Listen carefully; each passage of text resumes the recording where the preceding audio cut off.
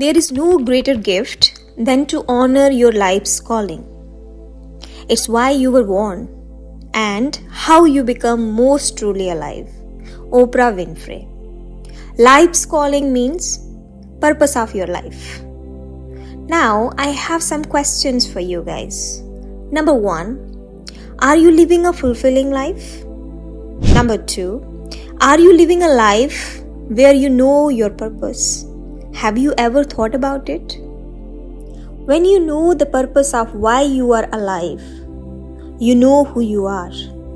You know where you are coming from. You know where you are going. So, when you know your life's purpose, you live a more meaningful life than those who don't know their purpose. You live each day to the fullest. Hey guys, welcome to my channel where I inspire people to live a better life. Our today's topic for discussion is how to live a fulfilling life from the philosophy of Plato. Let me give you a quick intro of Plato. Plato is one of the most famous philosophers of all time. Plato जो थे वो एक Greek philosopher थे. Plato एक बहुत ही influential और aristocratic family को बिलोंग करते थे. Plato founded the academy, the first institution of higher learning in the entire western world, along with his mentor Socrates and his student Aristotle. Plato is one of the most influential individuals in the entire history of humankind. Plato invented the written dialogue and dialectic form of philosophy. Plato ने बहुत सारी books लिखी. Some of his most famous books are The Republic, The Symposium, and The Apology of Socrates. Plato कहते हैं, The key is not to live, but to live well.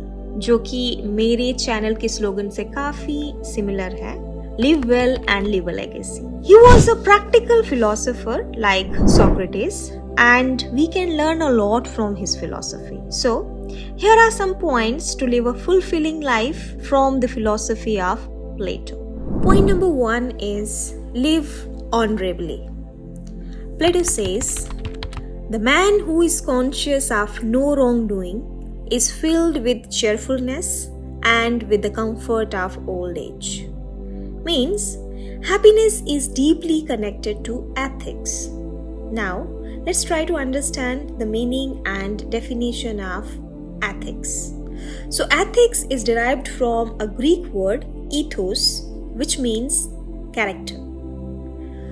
Ethics is a branch of philosophy which deals with what is right and wrong concerning human conduct. Plato कहते हैं, we should live a life of virtue to achieve eudaimonia. Now, let's try to understand the meaning of virtue and eudaimonia. So, virtue is actually moral excellence, the quality of doing what is right and avoiding what is wrong. Some examples of virtues are compassion, honesty, courage, generosity, integrity, and self-control. Now let's talk about eudaimonia. So eudaimonia is a Greek word which means flourishing or prosperity.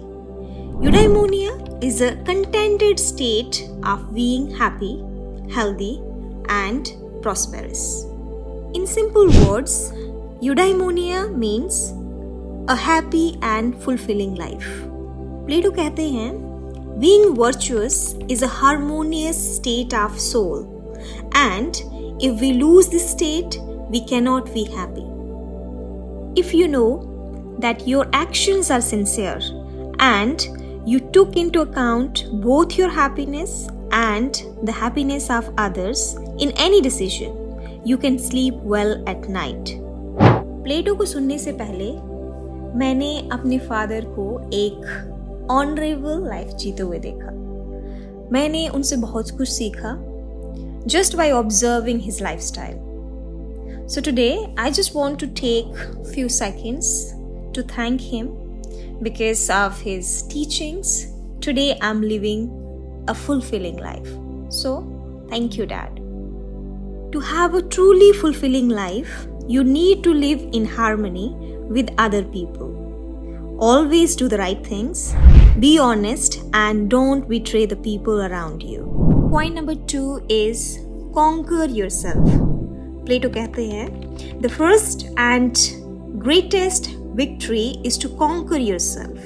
To be conquered by yourself is of all things most shameful and vile. According to Plato, conquer yourself means to not let your desires dictate your action. इस point को एक example से समझते हैं. Suppose आप एक smoker हो and you know smoking is bad for health, but आप क्विट नहीं कर पा रहे हो. तो इसका मतलब क्या है? You are not able to conquer yourself. Means you will go and buy more cigarettes. उससे क्या होगा? जो आपके बीच में और आपकी डिजायर के बीच में एक फाइट चल रही होगी, उसमें से आपकी डिजायर जो है वो जीत जाएगी. और प्लेटो कहते हैं this is the most shameful thing. Point number 3 is surround yourself with quality people. Plato कहते हैं पीपल आर लाइक डर्ट और soil. They can either nourish you and help you grow as a person, और they can stunt your growth and make you wilt and die. Plato का जन्म एक बहुत ही influential family में हुआ था. Plato was very popular individual and he was surrounded by many people. So Plato को ये समझ आ गया था कि जो लोग हैं वो हमारी लाइफ को बहुत ज़्यादा इन्फ्लुएंस करते हैं. According to Plato, a bad group can destroy your life and a good group can lead you to the greater peaks of success. इस पॉइंट को एक एग्जाम्पल के साथ समझते हैं. हमारी लाइफ में 3 तरह के लोग बहुत ही इंपॉर्टेंट रोल प्ले करते हैं. चलो इन लोगों को 3 ग्रुप्स में डिवाइड करते हैं. Group number 1, people at work, means your boss and your colleague. Group number 2, people at home, means your partner. Group number 3, society, your relative. तो अब यहाँ पे हम 2 पॉइंट ऑफ व्यू जो हैं उनको डिस्कस करेंगे.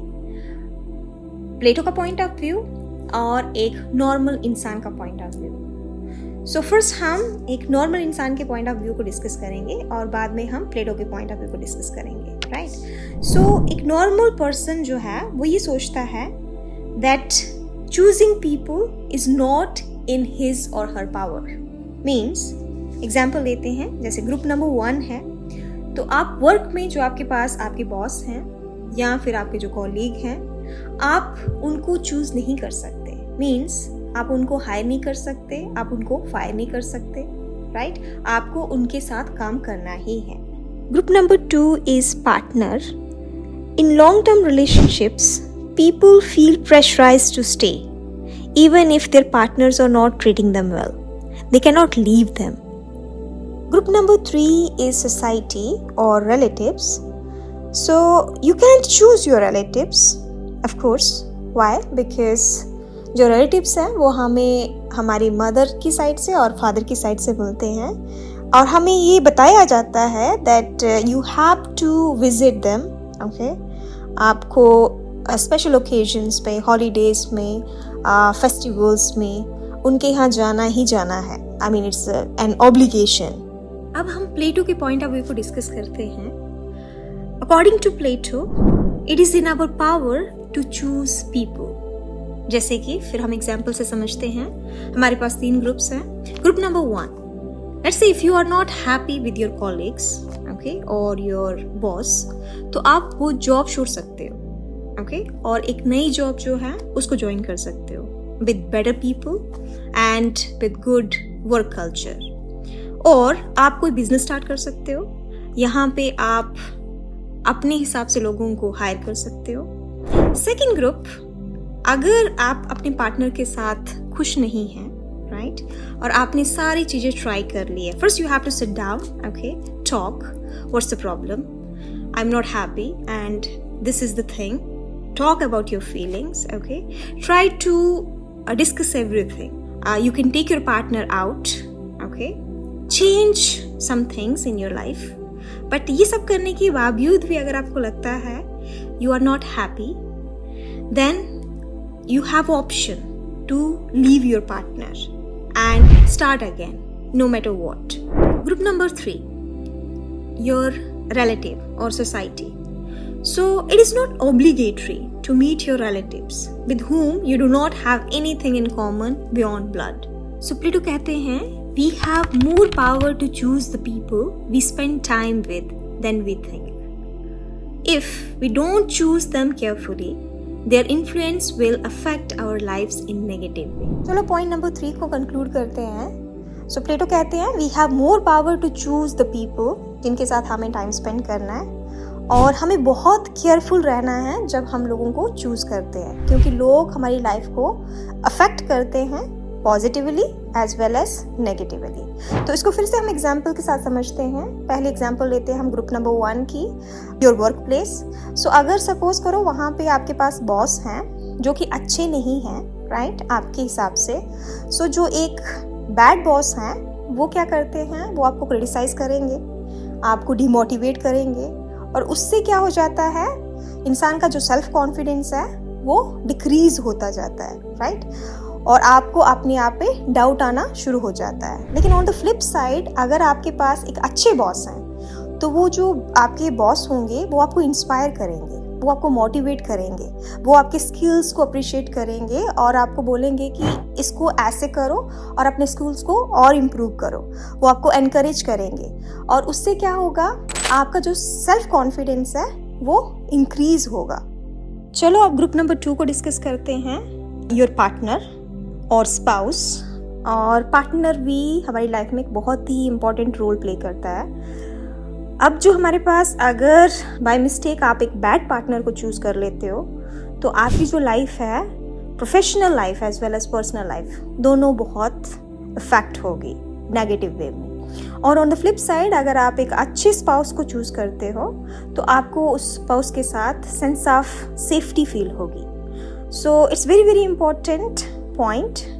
इसीलिए क्या करना है, जब भी आप अपने पार्टनर को चूज़ करते हो तो आपको कुछ चीज़ों का ध्यान रखना है. First check what kind of human being he is. उनकी जो फैमिली बैकग्राउंड है वो किस तरह का है. फैमिली बैकग्राउंड मीन्स उनके जो फोर फादर्स हैं, उनके जो दादा परदादा हैं, वो किस तरह के इंसान रहे, बिकॉज वो भी इम्पॉर्टेंट है. किस तरह का जीन आ रहा है पीछे से, किस तरह के इंसान थे वो, काइंड ह्यूमन बीइंग थे, क्रूल थे, किस तरह के इंसान थे, वो बहुत इम्पॉर्टेंट रोल प्ले करता है. और पार्टनर चूज़ करने से पहले आपको अपने पार्टनर से आपकी जो फैमिली वैल्यूज़ हैं, जो आपकी मॉरल वैल्यूज़ हैं, या फिर आपके जो फ्यूचर गोल्स हैं, इन सब चीज़ों को आपस में पहले ही डिस्कस कर लेना है. और आपको लगता है कि आप दोनों इन चीज़ों पे एग्री करते हो, आपकी वैल्यूज़ और आपकी जो गोल्स हैं वो मैच करते हैं, then only say yes. Otherwise take your time, okay, there is no rush. 21st century है, ओके, और कोई भी कॉम्प्रोमाइज़ नहीं करना चाहता. और इसीलिए आजकल जो रिलेशनशिप का जो लाइफ स्पैन है वो बहुत छोटा हो गया है, क्योंकि लोग ये सब चीज़ें आपस में पहले डिस्कस नहीं करते. चलिए अब ग्रुप नंबर 3 को डिस्कस करते हैं. ग्रुप नंबर 3 मीन्स आपकी सोसाइटी और रिलेटिव्स. सो एक बैड रिलेटिव जो है वो आपको स्ट्रेस देता है, और जो हमारे पास अच्छे रिलेटिव्स होते हैं वो आपको फैमिली जैसी फीलिंग देते हैं, और उनके साथ आपको सेंस ऑफ सिक्योरिटी और सेफ्टी फील होता है. तो ये टोटली हमारे हाथ में है कि हम मदर की साइड से और फादर की साइड से किस तरह के जो रिलेटिव्स हैं उनको चूज़ करते हैं. इसलिए ऐसे रिलेटिव्स को चूज़ करना है जिनके साथ आपको अपनापन लगे. So that's all for today. Will see you in the next video. Till then, keep seeking, keep shining, live well and leave a legacy. Much love.